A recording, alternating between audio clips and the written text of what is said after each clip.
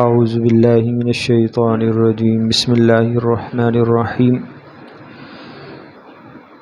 یا بنی اسرائیل اذکروا نعمتی التی انعمت علیکم وانی فضلتکم علی العالمین واتقوا یوما لا تجزی نفس عن نفس شیئا ولا يقبل منها شفاعة ولا يؤخذ منها عدل ولا هم ينصرون وَإِذْ نَجَّيْنَاكُمْ مِنْ آلِ فِرْعَوْنَ يَسُومُونَكُمْ سُوءَ الْعَذَابِ يُذَبِّحُونَ أَبْنَاءَكُمْ وَيَسْتَحْيُونَ نِسَاءَكُمْ وَفِي ذَلِكُمْ بَلَاءٌ مِّن رَّبِّكُمْ عَظِيمٌ وَإِذْ فَرَقْنَا بِكُمُ الْبَحْرَ فَأَنجَيْنَاكُمْ وَأَغْرَقْنَا آلَ فِرْعَوْنَ وَأَنْتُمْ تَنظُرُونَ صدق اللہ العظیم۔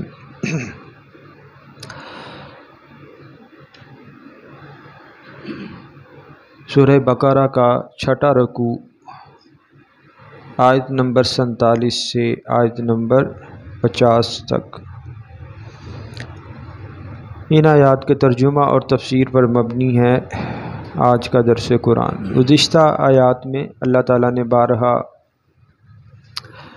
آیت نمبر 40 سے میں نے عرض کیا، آیت نمبر 40 سے آگے آیت نمبر 143 تک بنی اسرائیل ہی سے اللہ خطاب کریں گے۔ انعامات، بنی اسرائیل کی بدعمالیاں، احوال۔ تو گزشتہ آیات میں بھی اللہ تعالیٰ نے بنی اسرائیل کی چند بدعمالیاں بیان کی، تشخیص کی، اور پھر ساتھ ہی تجویز بھی کی، اس کا علاج بھی جو ہے وہ اللہ نے بیان فرمایا۔ آج کی جو آیات ہیں آیت نمبر 47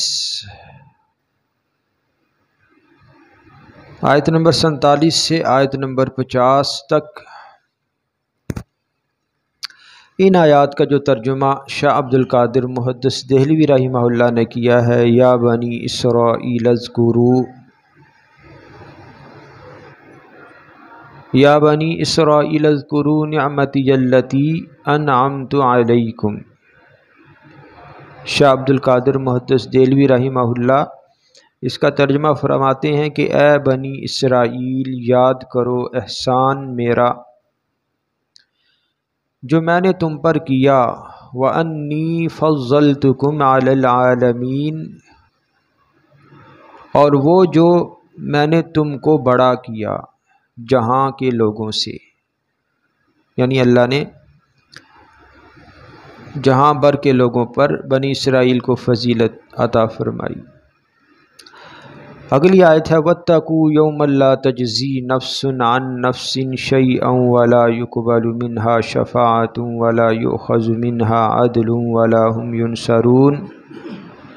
وَاتَّقُوا يَوْمًا لَا تَجْزِي نَفْسٌ عَن نَفْسٍ شَيْئًا، اور بچو اس دن سے کہ کام نہ آوے کوئی شخص کسی کے ایک ذرہ، وَلَا يُقْبَلُ مِنْهَا شَفَاعَةٌ، اور قبول نہ ہو اس کی طرف سے سفارش، وَلَا يُؤْخَذُ مِنْهَا عَدْلٌ، اور نہ لے اس کے بدلے میں کچھ، وَلَا هُمْ يُنصَرُونَ، اور نہ ان کو مدد پہنچے۔ اگلی آیت ہے وَإِذْ نَجَّيْنَاكُمْ مِنْ آلِ فِرْعَوْنَ يَسُومُونَكُمْ سُوءَ الْعَذَابِ، اور جب چھڑایا ہم نے تم کو فرعون کے لوگوں سے، دیتے تم کو برے عذاب، یذبحون ابناءکم، ذبح کرتے تمہارے بیٹے، ویستحیون نساءکم، اور جیتی رکھتے تمہاری عورتیں، وفی ذالکم بلاء من ربکم عظیم، اور اس میں مدد ہوئی تمہارے رب کی بڑی۔ آگے آیت نمبر 50 وَإِذْ فَرَقْنَا بِكُمُ الْبَحْرَ، اور جب ہم نے چیرا پیٹنے کے ساتھ دریا، فَأَنْجَيْنَاكُمْ، پھر بچا دیا تم کو، وَأَغْرَقْنَا آلَ فِرْعَوْنَ وَأَنْتُمْ تَنْظُرُونَ، اور ڈبایا فرعون کے لوگوں کو اور تم دیکھتے تھے۔ یعنی یہ ان آیات کا ترجمہ کہ جو شاہ عبد القادر محدث دہلوی رحمہ اللہ نے کیا ہے۔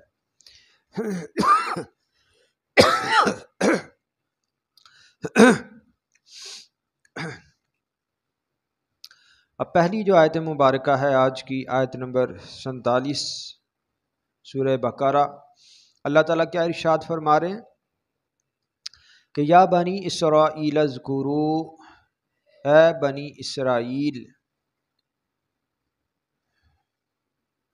اے یعقوب علیہ السلام کے بیٹوں یا ان کی اولاد، اذکروا نعمتی التی انعمت علیکم، یاد کرو میرے اس انعام کو جو میں نے تم پر کیا۔ وَأَنِّي فَضَّلْتُكُمْ عَلَى الْعَالَمِينَ، اور تحقیق میں نے تمہیں فضیلت دی جہاں والوں پر۔ مفسرین کرام فرماتے ہیں کہ بنی اسرائیل کو اللہ نے جو فضیلت عطا فرمائی جہاں والوں پر، یہ اس دور اور اس وقت کے اعتبار سے باقی جو قومیں تھیں ان تمام قوموں پر اللہ نے بنی اسرائیل کو فضیلت عطا فرمائی۔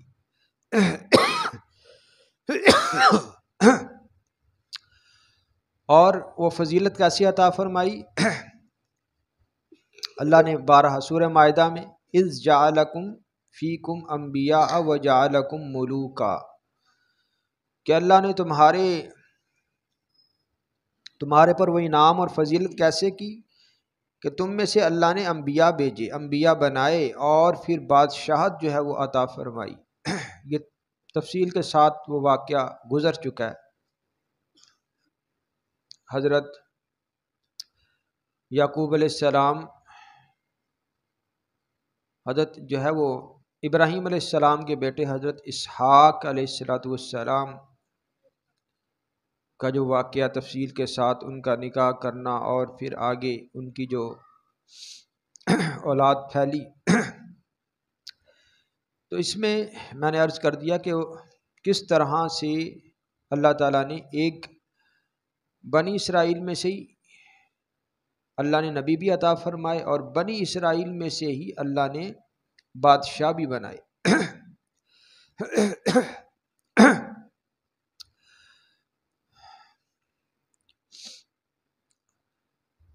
باقی رہی بات امت محمدیہ کی فضیلت کی،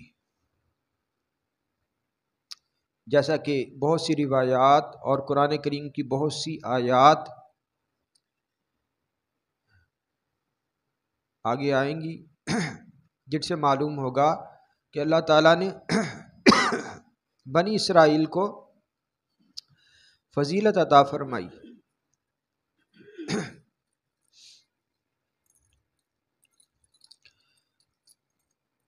یعنی بہت سی روایات آئیں گی کہ جن سے معلوم ہوگا کہ اللہ تعالیٰ نے امت محمدیہ کو فضیلت عطا فرمائی، دینی طور پر بھی اور دنیاوی طور پر بھی۔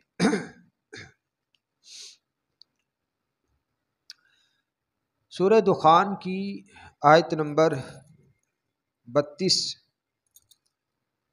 گلاس ہے اس میں پانی پلائیں، وہ سامنے پڑا اس میں۔ اللہ تعالیٰ نے فرمایا وَلَقَدِ اخْتَرْنَاهُمْ عَلَىٰ عِلْمٍ عَلَى الْعَالَمِينَ،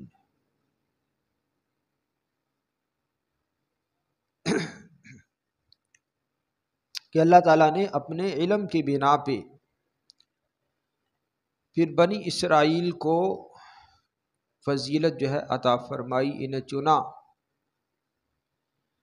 اور وہ کیا ہے؟ حضرت یعقوب علیہ السلام، یعنی یہ بیٹے حضرت اسحاق کے، یہ بیٹے حضرت ابراہیم علیہ السلام کے۔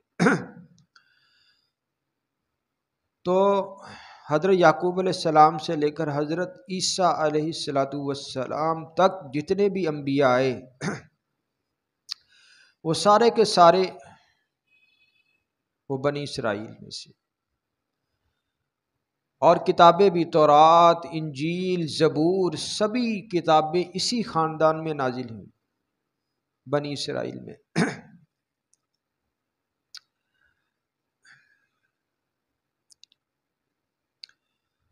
اور اللہ تعالیٰ نے حضور نبی کریم صلی اللہ علیہ وسلم کو بنی اسماعیل میں نبی بنا کر بھیجا، یعنی حضرت اس جو ہے نبی علیہ الصلوۃ والسلام حضرت اسماعیل علیہ السلام کی اولاد سے ہیں۔ دیکھا جائے تو حضرت اسماعیل علیہ السلام بھی یوں چاہے اور حضرت اسحاق علیہ السلام یہ پیچھے جا کے حضرت ابراہیم علیہ السلام کی اولاد ہیں، لیکن آگے حضرت ابراہیم علیہ السلام کے بیٹوں کے اعتبار سے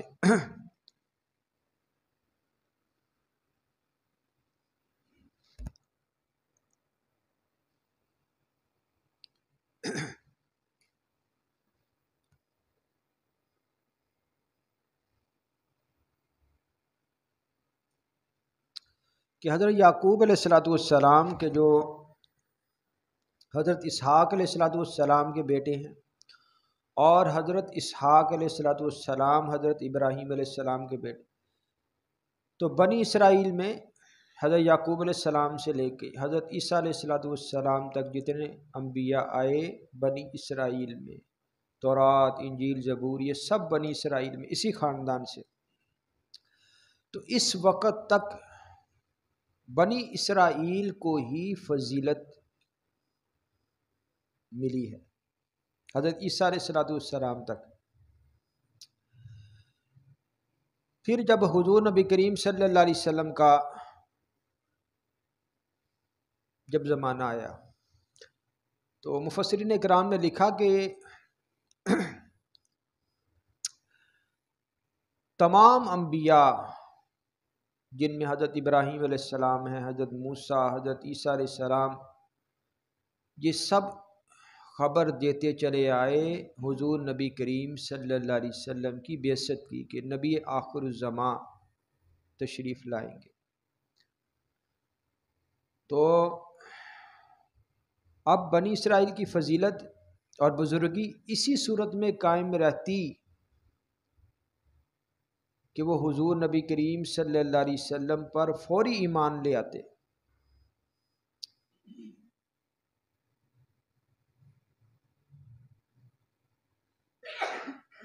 ان کی بزرگی، ان کی فضیلت اگر انہیں باقی رکھنا منظور ہوتا تو یہ فوراً حضور نبی کریم صلی اللہ علیہ وسلم پر ایمان لے آتے۔ قارون تھا، قارون، اور یہ سامری موسیٰ علیہ الصلوۃ والسلام کے دور میں جس نے جو ہے حضرت موسیٰ علیہ الصلوۃ والسلام کی مخالفت کی۔ کیا یہ حالانکہ یہ دونوں افراد یہ بنی اسرائیل کے ہی ہیں، سامری بھی اسی خاندان سے، قارون بھی اسی خاندان سے،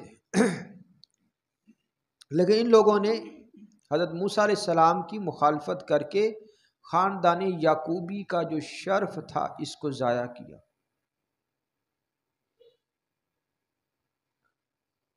تو اللہ نے فرمایا کہ اب کیا چاہیے، انہیں کیا چاہیے تھا کہ حضور نبی کریم صلی اللہ علیہ وسلم جب ایمان لائے کہ جن کی بعثت، جن کی آمد کی خبر حضرت موسیٰ علیہ السلام نے بھی دی، جن کا تعلق خود بنی اسرائیل سے، حضرت عیسیٰ علیہ السلام نے بھی دی، ان کا تعلق بھی بنی اسرائیل سے، تو جس جو ہے جیسے قارون اور سامری نے حضرت موسیٰ علیہ السلام کی مخالفت کر کے خاندان یعقوبی کے شرف کو ضائع کیا، تو ایسے بھی انہیں حکم دیا گیا کہ حضور نبی کریم صلی اللہ علیہ وسلم کی مخالفت کر کے اپنی فضیلت اور بزرگی کو ضائع نہ کرو۔ اس بارے میں پہلے بھی عرض کر چکا کہ بہت سی وجوہات بنی اسرائیل نے حضور نبی کریم صلی اللہ علیہ وسلم پر یہ یہودی ایمان نہیں لائے، ان میں سے ایک وجہ یہ بھی کہ انہوں نے حسد کیا کہ آخری نبی بنی اسرائیل میں سے ہونا چاہیے تھا، یہ بنو اسماعیل میں سے کیوں آئے۔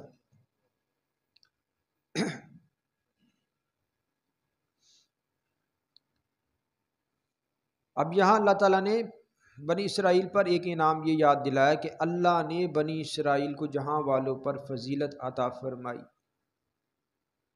حضرت عیسیٰ علیہ السلام تک، لیکن جب آخری نبی آئے بنو اسماعیل میں سے تو اب یہ فضیلت دنیاوی اور اخروی امت محمدیہ کے لیے آگے آئے گی آیت مبارکہ۔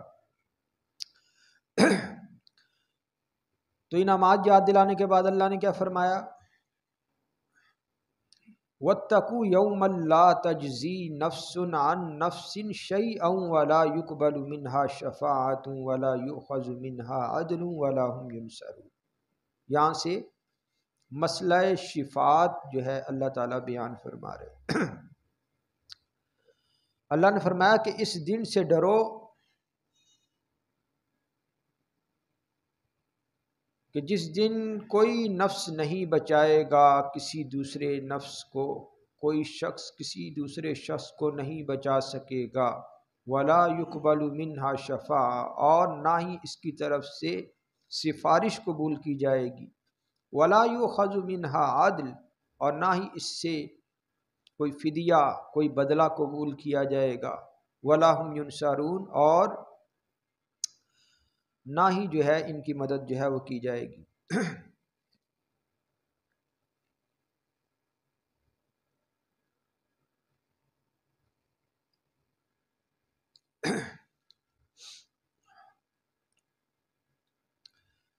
شاہ رفیع الدین رحمہ اللہ فرماتے ہیں کہ سفارش برحق ہے، جیسے احادیث میں بھی آتا ہے، اس کے علاوہ قرآن کریم کی دیگر آیات۔ تو اب یہاں پہ کس قسم کی سفارش کا جو ہے وہ انکار کیا گیا ہے اور ممانعت ہے؟ فرماتے اس مقام پر جس سفارش کی نفی کی گئی ہے اس سے مراد یہ ہے کہ کسی کافر کے حق میں سفارش مفید نہیں ہوگی، کسی کافر سے سفارش قبول نہیں کی جائے گی، اور اس کے برعکس نبی علیہ الصلوۃ والسلام کے بارے میں آپ علیہ الصلوۃ والسلام کا ترمذی شریف میں آپ کا فرمان ہے کہ میری سفارش جو ہے وہ برحق ہے، اور یہ میری امت کے ہر اس شخص کو پہنچے گی کہ من لا یشرک باللہ شیئا، جو اللہ کے ساتھ کسی کو شریک نہیں بناتا، اس کو میری سفارش جو ہے پہنچے گی۔ اس کے علاوہ اہل ایمان میں سے بھی صدیقین، شہداء، صلحاء، یہ بھی جو ہے وہ سفارش کریں گے۔ تو یہاں جس قسم کی سفارش کا جو ذکر کیا گیا ہے کہ قبول نہیں کی جائے گی، وہ کافر کے متعلق ہے۔ فرمایا کہ اس دن سے ڈرو جس دن سفارش قبول نہیں کی جائے گی، ولا یؤخذ منها عدل، جس دن فدیہ بھی قبول نہیں کیا جائے گا، کہ کوئی آدمی جو ہے فدیہ دے کر، بدلے میں کوئی چیز دے کر جناب وہ اپنی جان چھڑا دے۔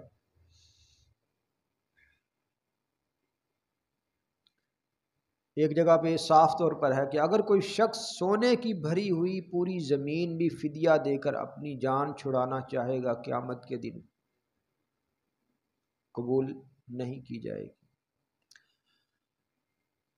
تو ولا یقبل منها شفاعت ولا یؤخذ منها عدل، شفاعت بھی قبول نہیں کی جائے گی، نہ ہی کوئی فدیہ کوئی بدلہ قبول کیا جائے گا، ولا هم ینصرون، اور نہ ہی کسی طرف سے ان کی مدد ہوگی، ان کی مدد بھی جو ہے نہیں کی جائے گی، یعنی نہ سفارش چلے گی، نہ فدیہ، نہ کوئی نذرانہ، نہ کوئی جتھا بندی کہ افرادی قوت۔ دنیا کے کاموں میں جناب افرادی قوت، دنیا کے کام نکالنے میں یہ بھی ایک حربہ ہے۔ کسی کے ساتھ جناب 4 بندے 10 بندے ہوں، چاہے وہ ناحقی ہو، اس کا مسئلہ حل ہو جاتا ہے، اس کا وہ جناب وہ بھاری ہوتا ہے۔ اور قیامت کے دن ایسا کوئی جو ہے وہ سلسلہ نہیں چلے گا۔ اب اس شفاعت کو اور اس سفارش کو عیسائیوں نے اسے جو ہے غلط رنگ کیسے دیا؟ انہوں نے کہا کہ عیسیٰ علیہ السلام معاذ اللہ سولی چڑھ گئے تو یہ اب ان کا سولی چڑھنا ہمارے گناہوں کا کفارہ ہے، ہم اب جو مرضی کرتے رہیں۔ عیسیٰ علیہ السلام کی جو سولی چڑھنا یہ ہمارے گناہوں کا کفارہ ہے۔ اور یہودیوں نے کیا کہا کہ ابراہیم علیہ السلام جہنم کے دروازے پہ کھڑے ہوں گے اور جو بھی ختنہ شدہ یہودی ہوگا اسے جہنم میں جانے سے بچا لیں گے۔ قرآن کریم کی خود آیت ہے، کہا کرتے تھے یہ یہودی اور عیسائی کہ لن يدخل الجنت الا من کان ہودا او نصارا، جنت میں صرف یا تو یہودی جائیں گے یا پھر کیا نصارا عیسائی جائیں گے۔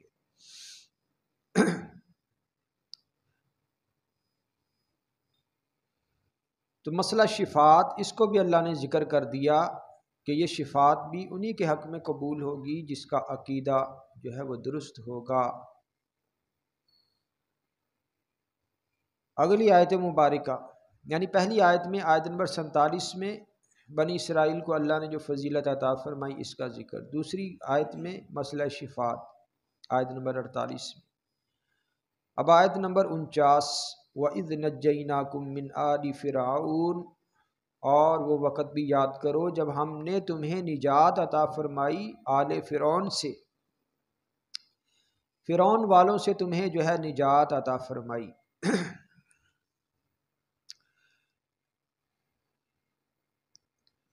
یسومونکم سوء العذاب، جو تمہیں سخت عذاب اور بری جو ہے وہ سزا دیتے تھے۔ وہ سزا کیا تھی، وہ عذاب کیا تھا، وہ تکلیف کیا تھی؟ یذبحون ابناءکم، وہ تمہارے بیٹوں کو ذبح کر دیتے تھے، ویستحیون نساءکم، اور تمہاری عورتوں کو زندہ رکھتے تھے۔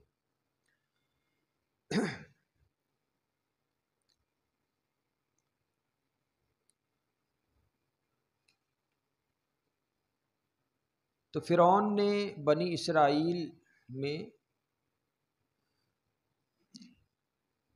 یہ جو حکم نافذ کیا کہ بنی اسرائیل کے بیٹوں کو ذبح کر دو، مفسرین کرام فرماتے یہ دو مرتبہ ہوا۔ ایک تو حضرت موسیٰ علیہ السلام کی پیدائش کے وقت کہ نجومیوں نے جناب جب پیشن گوئی کی اطلاع کی کہ بنی اسرائیل میں سے ایک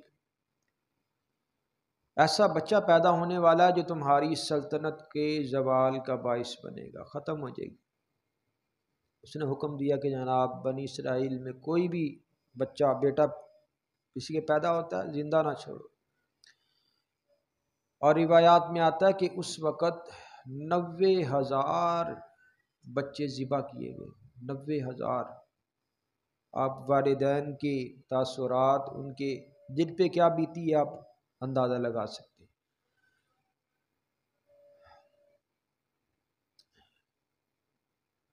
فلسطین میں آج جس طرح اسرائیلی یہودی ظلم ڈھا رہے ہیں،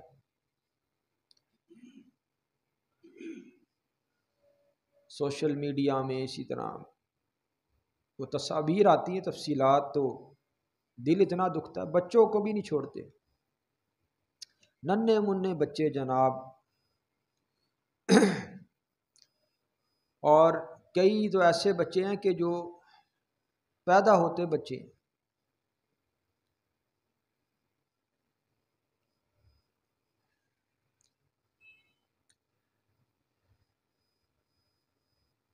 تو اللہ نے کیا فرمایا کہ وَإِذْ نَجَّيْنَاكُم مِّنْ آلِ فِرْعَوْنَ يَسُومُونَكُمْ سُوءَ الْعَذَابِ يُذَبِّحُونَ أَبْنَاءَكُمْ، وہ تمہارے بیٹوں کو ذبح کر دیتے تھے، وَيَسْتَحْيُونَ نِسَاءَكُمْ، تمہاری عورتوں کو بیٹیوں کو زندہ رکھتے۔ ایک تو حضرت موسیٰ علیہ السلام کی پیدائش کے وقت یہ واقعہ پیش آیا۔ مفسرین کرام فرماتے ہیں دوسرا واقعہ فرعون نے دوسری مرتبہ حکم اس وقت دیا جب حضرت موسیٰ علیہ السلام نبی بن کر آئے اور تبلیغ کا کام شروع ہوا۔ تو اس وقت فرعون کو دوبارہ خطرہ پیدا ہوا کہ بنی اسرائیل کی تعداد بڑھتی جا رہی ہے، اسے کم کرنا چاہیے۔ تو اس نے حکم دیا کہ جو بھی لڑکا پیدا ہوتے ہی جناب قتل کر دیا جائے، لڑکی کو زندہ چھوڑ دیا جائے تاکہ وہ ہماری خدمت گزاری کے کام آ سکے، باندی بنا دے۔ وفی ذالکم بلاء من ربکم عظیم، اس میں تمہارے رب کی طرف سے بڑا امتحان تھا، بڑی آزمائش تھی۔ یعنی عام مفسرین اکرام نے بلا کا ترجمہ کیا کیا؟ آزمائش، امتحان۔ جبکہ شاہ عبد القادر محدث دہلوی رحمہ اللہ نے فرمایا کہ وفی ذالکم بلاء من ربکم عظیم، اس میں مدد ہوئی تمہارے رب کی بڑی۔ جب ظلم ہوتا ہے کہیں تو پھر اللہ کی مدد آتی ہے، تو یہاں بلا کا ترجمہ انہوں نے مدد کیا۔ خیر، تو اللہ نے فرمایا وفی ذالکم بلاء من ربکم عظیم،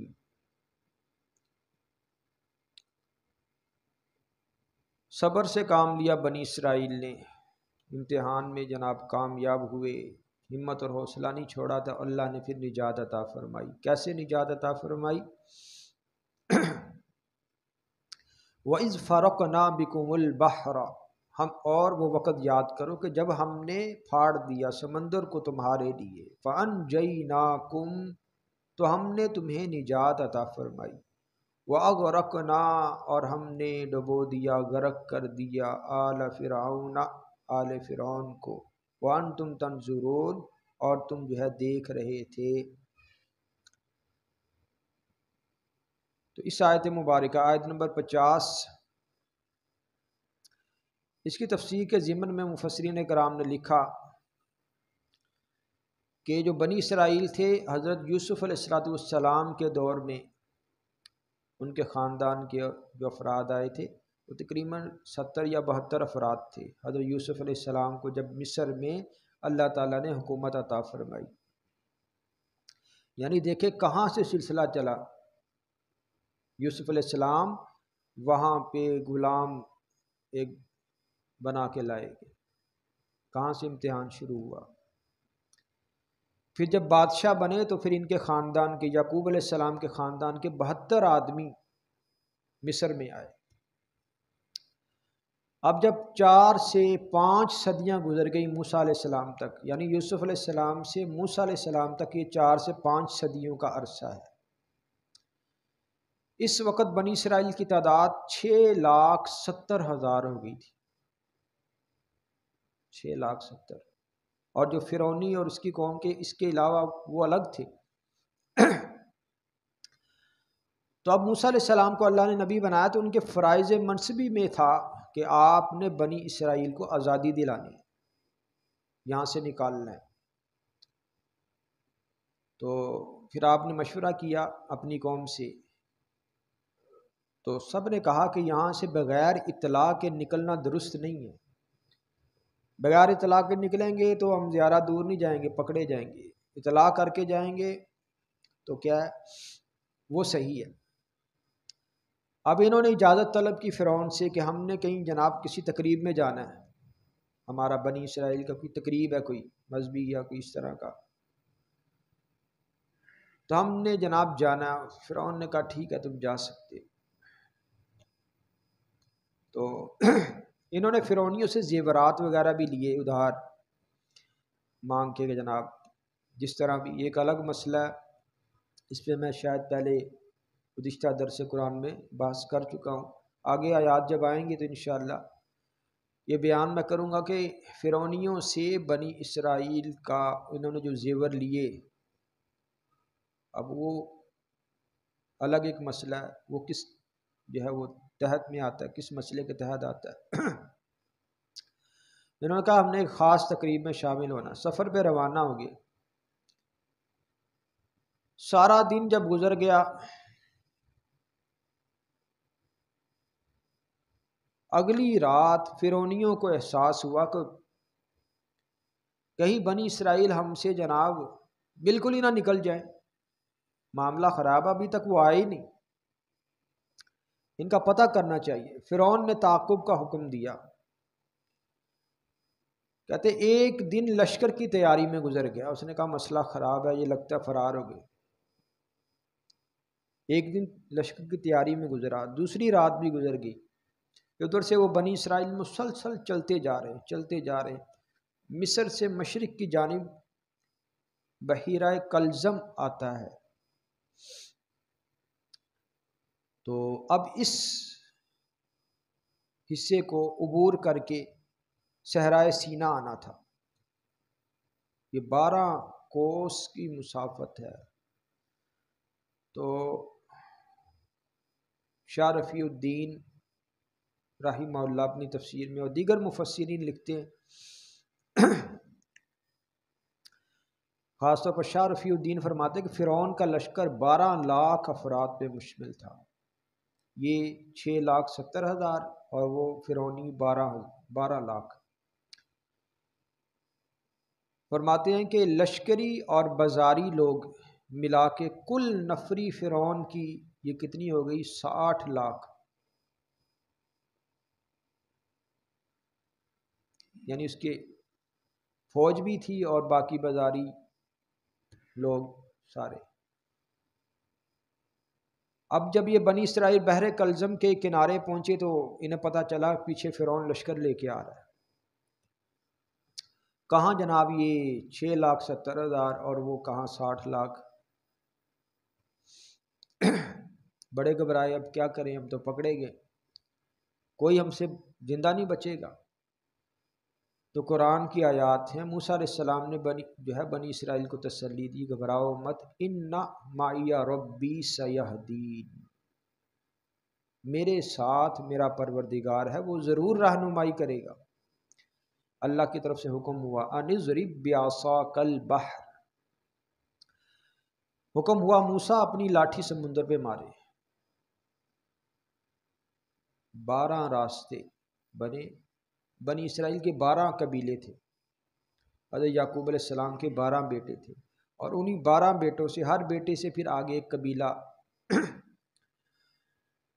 تو 12 راستے بن گئے۔